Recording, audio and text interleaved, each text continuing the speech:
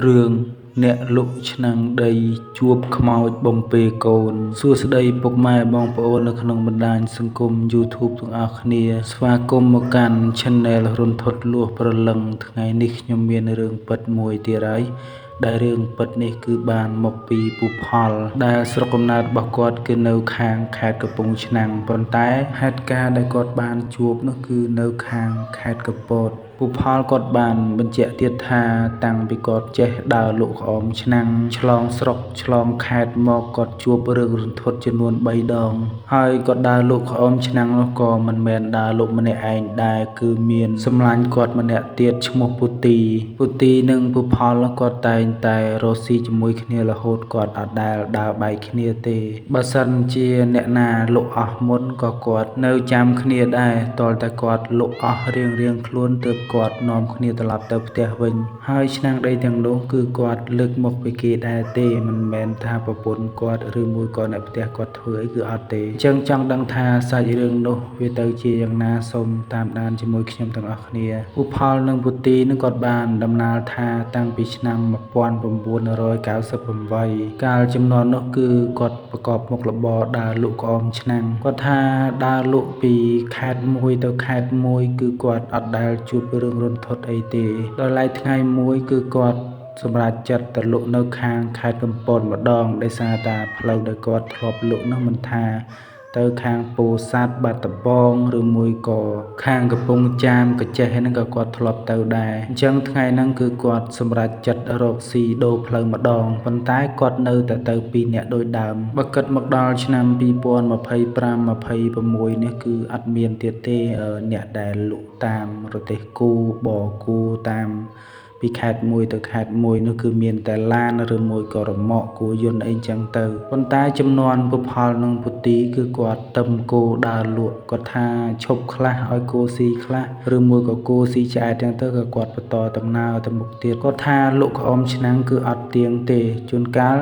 កន្លះខែជួនកាលក៏ជិតមួយខែទៅអស់ហើយចំណេញក៏គាត់ថាមិនសូវចំណេញប្រមាណដែរតែដោយសារតែគាត់ចំណាយដើមអស់តិចហើយរករៀងបានក្រែលដែរគាត់ចេះតែបន្តរកទៅហើយដំណើរជីវិតរបស់គាត់ពីរនាក់ដូចជាអ្នកផ្សងព្រេងចឹងគឺយប់កន្លែងណាគឺគាត់ដាក់រទេះសម្រានកន្លែងនោះមិនថាទៅនៅក្នុងភូមិគេឬមួយក៏មិនថាទៅនៅតាមផ្លូវមានដើមឈើអីរៀងធំចឹងគឺគាត់អាចដាក់តំណាក់សម្រាកបានគឺគាត់ដាក់សម្រាកហើយសាលាឆទានឬមួយក៏សាលាសំណាក់ក៏គាត់អាចដាក់សម្រាកបានដែរហើយដំណើរឆ្ពោះទៅកាន់ខេត្តកំពតនោះគាត់បរទេសបដើលក់បដើអញ្ចឹងគាត់ថាចំណាយពេលអស់រយៈពេលមួយយប់មួយថ្ងៃទើបដល់ប៉ុន្តែដូចថាតាមផ្លូវគាត់រៀងដាច់គួរសមដែរអញ្ចឹងចេះតែមានអ្នកទិញហូរហែដែរហើយចំនួននោះបងប្អូននេះថាអត់ទៀងទេជួនកាលអ្នកខ្លះគេដូរស្រូវជួនកាលអ្នកខ្លះគេដូរមាន់ក៏មានដែរហើយដំណើរសាច់រឿងរន្ធត់របស់គាត់ទី1គឺចេះគាត់ធ្វើដំណើរចូលទឹកដីខេត្តកំពតនោះប្រហែលជាថ្ងៃចិត្តល្ងាចហើយដូចថាស្រុកអីចំនួននោះគឺគាត់ភ្លេចអស់ហើយគាត់ថាចូលទៅដល់ស្រុកមួយគឺរៀងដាច់ឆ្ងាយពីផ្ទះគេដែរហើយនៅខាងខេត្តកំពតហ្នឹងគាត់ថាចូលដល់ភូមិស្រុកហ្នឹងកាលចំនួនក៏មិនសូវមានផ្ទះដែរផ្ទះមួយអញ្ចឹងគឺគាត់ធ្វើដំណើរថាទៅដល់ផ្ទះគេទើបគាត់ឈប់ប៉ុន្តែដោយសារតែយប់តាមផ្លូវទៅក៏គាត់ឈប់សម្រាកកន្លែងនោះដូចថាមានដើមស្វាយ2ដើមដូចថារៀងទំនងដែរពូផលហ្នឹងក៏ពវល់ពូទីថាឈប់នៅកន្លែងនេះអត់ព្រោះអីកន្លែងនេះមានដើមស្វាយ2ដើមអញ្ចឹងយើងអាចដាក់តំណាក់គោដុតភ្លើងដុតអីអញ្ចឹងទៅដូចថាវាមិនសូវមានទឹកសើមអញ្ចឹងយើងអាចដេកបានហើយពេលបរទេសគោក៏គាត់មានពិលម្នាក់មួយដែរដូចថាគាត់ប្រចាំងជុំវិញម្ដុំដើមស្វាយហ្នឹងគាត់ថាមើលទៅទំនងដែរដូចថារៀងវាលអញ្ចឹងហើយក៏គាត់ដោះគោដោះអីនឹងឲ្យនៅសម្រាប់នៅកន្លែងហ្នឹងទៅប៉ុន្តែគោគាត់ជាតែផ្អើលមិនដឹងថាសត្វគោគាត់គឺឃើញអីទេធម្មតាដូចថាសត្វគោសត្វឆ្កែសត្វឆ្មាអញ្ចឹងវាមានភ្នែកទឹកឬមួយក៏ភ្នែកអីក៏មិនដឹងដែរអ្វីដែលមនុស្សមើលអត់ឃើញភាគច្រើនគឺវាមើលឃើញហើយក្រោយពីគាត់ដាក់គោរួចក៏គាត់យកច្បាំងនៅលើរទេះហ្នឹងដើម្បីឲ្យគោស៊ីហើយនៅលើរទេះរបស់គាត់ក៏មានពីដុង30លីត្រមួយម្នាក់ដែរដើម្បីដាក់ទឹកទុកដាំបាយទុកអីហើយក្រោយមកទៀតហ្នឹងគឺគាត់បង្កាត់ភ្លើងអីដាំបាយចឹងទៅហើយគាត់ចងគោនៅជុំវិញនឹងឯងប៉ុន្តែដូចថាថ្ងៃនេះគឺគាត់ចម្លែកមែនតើត្រង់ថាគោគាត់ពីមុនមក ឲ្យតាយើងដោះវាអីហើយនឹងមួយផ្លេតគឺវាដេកហើយដោយសារវាដើរឆ្ងាយចុកជើងប៉ុន្តែសារនេះដូចថាគូគាត់គឺអត់ចង់ដេកទេគាត់ថាដើរជ្រេងជ្រុំហើយក្រោយពីបាយគាត់ឆ្អិនក៏គាត់ហូបទាំងពីរអ្នកនឹងទៅក៏គាត់ចងរឹងនៅក្បែរគ្នាទេ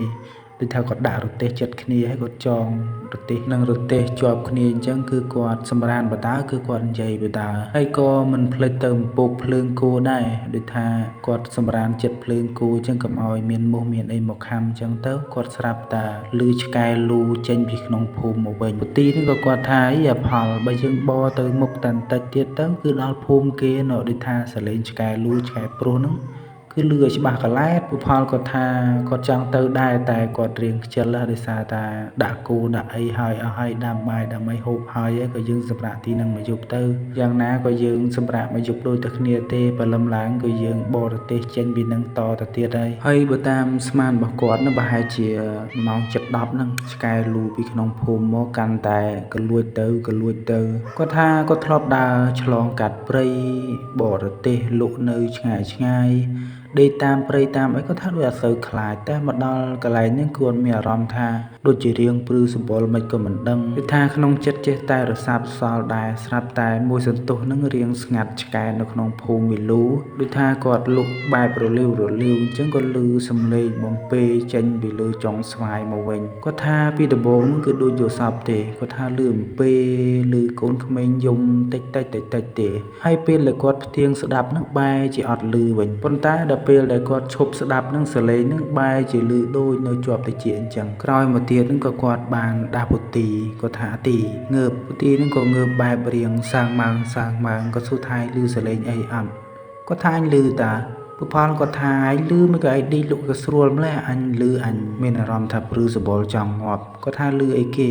លឺឆ្កែលូពុផលគាត់ថាមិនមែនឆ្កែលូទេលឺសំឡេងមនុស្សស្រីបែបបំពេកូនហើយដល់ពេលលឺអញ្ចឹងទៅពុទីគាត់រៀងព្រឺសបល់ហើយគាត់សួរថាលឺនៅណាហើយពុផលក៏គាត់អត់លាក់ដែរគាត់ថាលឺនៅចុងស្វាយនេះឯងគ្រាន់តែលឺអញ្ចឹងពុទីក៏គាត់ថាផលហើយកុំកុហកអញពុផលថាអញលឺមែនតើបើមិនជឿឯងបាច់ដេកទេឯងផ្ទៀងស្ដាប់សាកមើលទៅលឺដូចអញហើយក៏សូមអធិស្ឋានដល់បងប្អូនដែរនិយាយពាក្យអាមឹងមិនសមរម្យតែដោយសារតែពុទីនិងពុផលគាត់ជាសម្លាញ់នឹងគ្នាទេហើយដំណើរសាច់រឿងតទៀតនឹងគឺពុទីគឺគាត់អត់សម្រាកមែនគាត់ចាំស្ដាប់ប្រហែលជាមួយសន្ទុះនឹងស្រាប់តែលឺខ្លែងស្រាក់យំមកគូគាត់ថាខ្លែងស្រាក់នឹងមិនដឹងជាហើមកពីណាទេលឺសូផឹបនៅលើដើមស្វាយនឹងចឹងទៅស្រាប់តែស្រែកខ្វាក់ស្រែកម្នាក់2 3 ដងស្ងាត់សំឡេងខ្លែងស្រាក់នឹងបែរជាលឺសំឡេងបំពេកូនតទៀតហើយអាសំឡេងក្មេងក៏យំបែបលហឹមដូចថាយំបែបវាធ្វើទុកពេលយប់ឡើងក្មេងវាមិនមែនយំស្រែកងាយកតែម្ដងទេហើយពទីនិងពុផលក៏គាត់លួចខ្សឹបគ្នាគាត់ថាគួរប្រចាំងពិលទៅលើដើមស្វាយនឹងអត់ពុផលក៏គាត់ថាបើជ្រុលជាឡងហើយប្រចាំងមើលតែម្ដងទៅហើយអ្នកទាំងពីរនឹងប្រចាំងមែនបងប្អូនហើយប្រចាំងទៅលើច្បោកទៅគឺឃើញ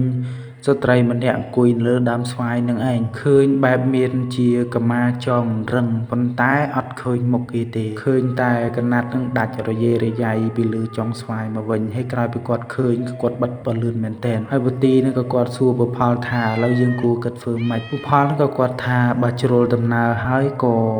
សម្រាប់ឲ្យទល់ភ្លឺតែម្ដងទៅប៉ុន្តែ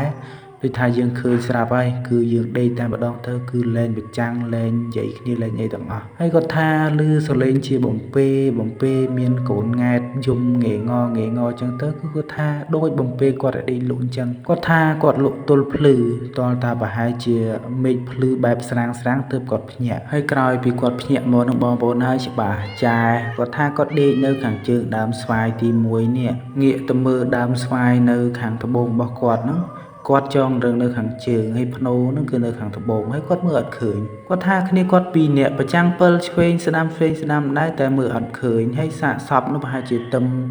បូជាឬមួយក៏ទឹមតែបញ្ចុះទេដោយសារតែទុំបលឹងនៅបក់រវិចដល់ហើយទេឃើញចឹងដូចថាគាត់រៀងហួសចិត្តដែរគាត់ថាយប់មិញគាត់ខំប្រចាំងមើលអស់ហើយទាំងពីរនាក់គឺដូចជាមិនអស់ចិត្តហើយក៏គាត់បញ្ញាប់ទឹមគូទឹមអីនឹងចេញពីកន្លែងហ្នឹងទៅហើយសាច់រឿងរន្ធត់របស់គាត់បន្តទៀតនឹងកន្លងមកបាន 2-3 ថ្ងៃដូចថាពេលខ្លះគាត់រកភូមិគេបានសម្រាកពេលខ្លះក៏គាត់សម្រាកនៅដីវាល ប៉ុន្តែថ្ងៃហ្នឹងគឺគាត់សម្រាកនៅសាលាឆទៀនម្ដងហើយសាលាឆទៀននោះគឺនៅក្នុងភូមិទេប៉ុន្តែកាលពីជំនាន់ហ្នឹងគាត់ថាផ្ទះដូចថារៀងដាច់ពីគ្នាដែរគាត់ថាផ្ទះមួយដាច់គ្នាពេលខ្លះចង់100ម៉ែត្រក៏មានដែរហើយគាត់ថាសាលាសំណាក់ដូចរៀងទំនងដែរប៉ុន្តែស្រុកភូមិខ្លះគេអត់ហៅអញ្ចឹងទេឬមួយក៏ខ្ញុំហៅខុសហើយក៏មិនដឹងដែរ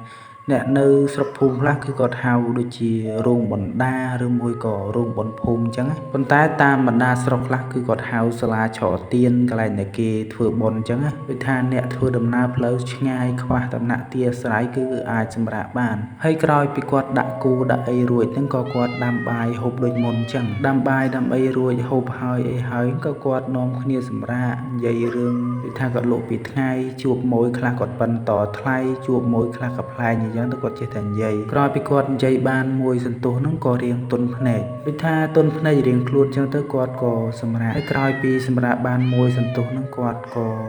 រៀងលឺសម្រាប់ជើងមនុស្សដើរដូចថាដំបូងរៀងលឺនៅឆ្ងាយដែរគាត់ថាលឺយូរទៅចិត្តទៅយូរទៅចិត្តទៅគាត់ថាយូរទៅដើរកវ៉ែលរឹងគាត់តែម្ដងហើយក្រោយពីគេដើរកវ៉ែលក៏គេនិយាយគ្នាដែរគាត់ថាដឹងនិយាយភាសាស្អីគាត់ថាស្ដាប់អត់បានគាត់ថាមានសម្លេងប្រុសផងមានសម្លេងស្រីផងហើយមួយសន្ទុះក្រោយមកស្រាប់តែប៉ើងរឹងអ្នកទាំងពីរនឹងមើលតែម្ដងមិនដឹងថាជំនាញកន្លែងសាលាឆទៀនហ្នឹងមិនដឹងថាខ្មោចគាត់បែងចែកអត់ច្បាស់ហើយប៉ើងរឹងលោកពូទាំងពីរហ្នឹងក៏លោកពូទាំងពីរហ្នឹងគាត់សងំដេកលក់ដែរសូម្បីតែមុខគេនឹងគាត់អត់បានមើលផងហើយក្រោយពីឃើញពុផលនឹងវទីគាត់សម្រាប់លងលោកនឹងបងប្អូននេះស្រាប់តែដើរសណ្ដៅទៅអាទេសគូរបស់ពុផលនឹងវទីនឹងគាត់ថាចាប់ឆ្នាំងដីបោកចាប់ឆ្នាំងដីបោកលឺសូភុងផាំងគាត់ថាខ្ទេចអស់គាត់ថាគាត់ខ្ទេចអស់លីងហ្មងតែគាត់ណាគាត់នឹងនៅតែប្រឹង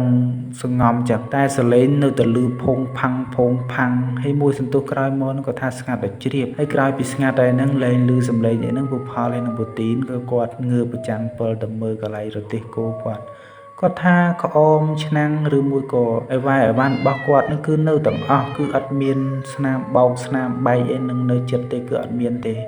គ្រាន់តែលឺសំឡេងជាភុងផាំ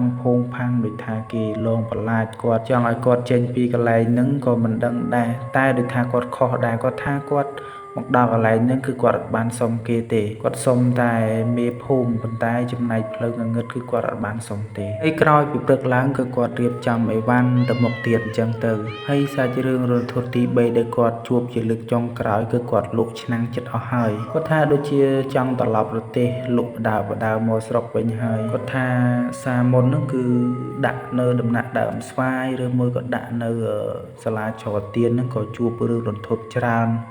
ចឹងគឺគាត់ឈប់ឲ្យសារនេះគឺគាត់សុំម្ចាស់ផ្ទះគេសម្រាប់ម្ដងហើយក៏គាត់ចេះតែបគូមកដល់ថ្ងៃរៀងល្ងាចគឺត្រឹមថ្ងៃលិចគឺអត់ទាន់យប់ទេពុផលនិងពុទីនឹងក៏គាត់បានឃើញផ្ទះមួយដូចថាផ្ទះនឹងទីធ្លារៀងធំដែរប៉ុន្តែផ្ទះនឹងជាប្រភេទជាផ្ទះបុរាណដូចថាការតុបតែងមើលរបស់គេទៅដូចរៀងស្អាតដែរប៉ុន្តែមិនមែនស្អាតដូចជាផ្ទះយើងសម័យឥឡូវទេគឺស្អាតបែបរន្ធត់ហើយពុផលនិងពុទីនឹងក្រោយពីគាត់មកដល់មុខផ្ទះហើយគាត់ក៏សុំថាម្ចាស់ផ្ទះអើយសុំសម្រាប់មកយប់មកចំនួនមុនគេសុំបានណាបងប្អូនប៉ុន្តែមកដល់ចំនួនឥឡូវនេះគឺសុំអត់បានទេស្រួលគេថាចោលទៀតផងតែចំនួនមុនដូចថាគេយល់ណាស់អ្នកដែលធ្វើដំណើរលក់ដូរយប់ប្រលប់អីអញ្ចឹងគេចេះតែហៅមកសម្រាប់ផ្ទះគេបាយទឹកហ្នឹងក៏គេផុតគង់ដែរហើយម្ចាស់ផ្ទះគេចេញមកទទួលគឺមានតែកូនស្រី2នាក់ទេហើយកូនស្រី2នាក់ប្រហែលជាអាយុ15ឆ្នាំមួយហើយម្នាក់ទៀតប្រហែលជាអាយុ20ឬក៏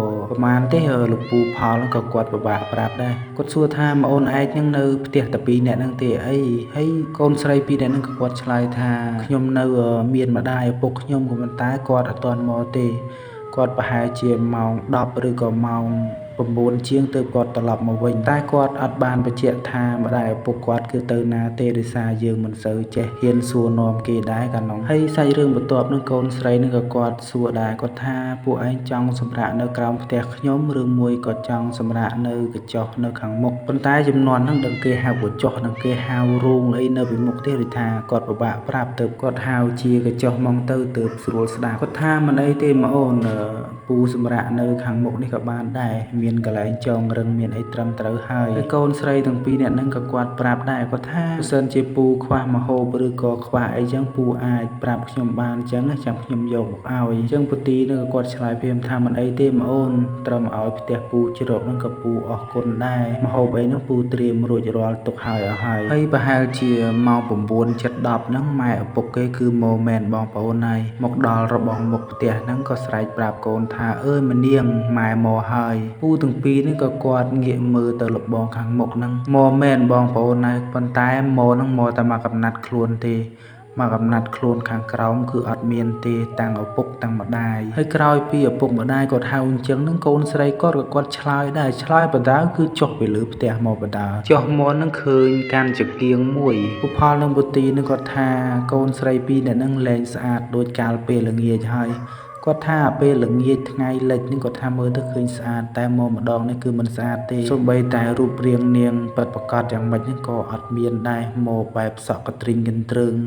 សូម្បីតែរូបរាងកាយនេះក៏មិនច្បាស់ដែរហើយក្រោយពីពុទីគាត់ឃើញចឹងគាត់សួរថាផលយើងគិតយ៉ាងម៉េចគាត់ថាអត់មានគិតយ៉ាងម៉េចទេគឺមានតែលេងល្បិចចាស់ទៀតដែរគឺមានតែធ្វើសំងំដេកហើយម្ដាយឪពុកនាងទាំងពីរហ្នឹងក្រោយពីមកដល់ក៏គាត់បានសួរនាំដែរតែមិនដឹងជាសួរអីគេខ្លះយើងស្ដាប់មិនសូវបានឧផលពុទីនឹងគាត់ថាគាត់ស្ដាប់អត់បានទេពេលខ្លះក៏ស្ដាប់បានពេលខ្លះក៏ស្ដាប់អត់បានហើយម៉ែពុកទាំងពីរនឹងក៏គាត់ឡើងទៅលើផ្ទះទៅទាំងដែលឡើងនឹងគឺមានតែមកកំណាត់ខ្លួនទេសូម្បីតែរូបរាងកាយនឹងក៏មើលមិនសូវច្បាស់ដែរហើយចំនួននឹងគឺគេប្រើចង្គៀងទេបងប្អូនដូចថាពូលម៉ែតអីតតែអ្នកធូធាខ្លាំងទៅមានហើយបន្ទាប់មកទៀតនឹងពូទាំងពីរនឹងក៏គាត់ចេះតែសំងំដេកគាត់ថាបែកញើសជោគយកអានរឹងគ្របក្បាលផងយកអីផងហើយធម្មតាដូចថាបគួរពីថ្ងៃអស់កម្លាំងដាក់លុបពីថ្ងៃអស់កម្លាំងសងំយូរទៅគាត់ថាចេះតែដេកលក់ទៅគាត់ថាលងលក់ឡើងក្បែរភ្លឺទើបគាត់ដឹងគាត់ថាពេលគាត់ងើបមកនឹងមិនសូវភ្លឺប្រហែលទេប៉ុន្តែអ្វីដែលគាត់ឃើញគឺអត់ដូចមុនទេផ្ទះនោះគឺមានសភាពចាស់ខ្លាំងសម្បីតែកន្លែងកញ្ចុះដែលគាត់ដេកនឹងក៏មានថាពីលើនឹងក៏មានបាក់បែកដំបូលអីក៏ធ្លុះធ្លាយខ្លះដែរគាត់ថាគាត់មកពេលល្ងាចនិងពេលព្រឹកគឺគាត់ឃើញច្បាស់ណាស់គឺស្អាតប៉ុន្តែព្រឹកឡើងគឺគាត់ថាធ្លុះធ្លាយអស់លេងមិនដឹងជាខ្មោចលងគាត់របៀបមិនទេហើយក្រោយពីនឹងមកបងប្អូនគាត់ថាខេត្តកពតគាត់ឈប់ជន់តែម្ដងគាត់ថាគាត់ទៅប្រហែលជាចិត្តកន្លះខែគឺលងគាត់3 ដងហើយមកដល់ឥឡូវហ្នឹងក៏ពុផលក៏គាត់នៅលក់ក្អមឆ្នាំងដែរតែចំណែកពុទីគឺគាត់ឈប់បាត់ហើយប៉ុន្តែឥឡូវគឺគាត់លក់រត់ជាឡានវិញគឺគាត់អត់បរទេសដូចមុនទេហើយសាច់រឿងពុទីនិងពុផលក៏សូមចប់ត្រឹមនេះដែរបើសិនជាបងប្អូនជឿឬក៏មិនជឿអីសាច់រឿងនេះគឺខ្ញុំបានមកពីគេដែរទេទុកថាស្ដាប់ជាការកំសាន្តទៅបានហើយបើសិនជាខ្ញុំរៀបរាប់ទៅមានការខុសឆ្គងរអាក់រអួលកន្លែងណាអីសូមខន្តីអភ័យទោសផងជាចុងក្រោយសូមអរគុណនិងសូមជម្រាបលា